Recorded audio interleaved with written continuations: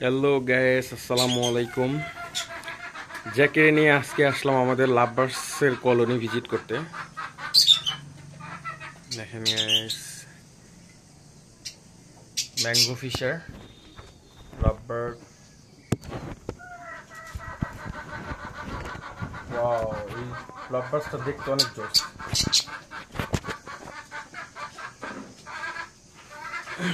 আর baby আছে তিনটা, এই যে একটা, ওইখানে দুইটা, বাজিগারও আছে। আর আমার সাথে আছে জ্যাকি।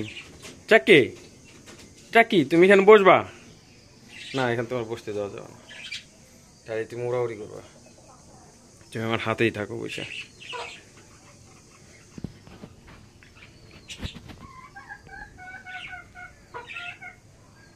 জ্যাকি, জ্যাকি।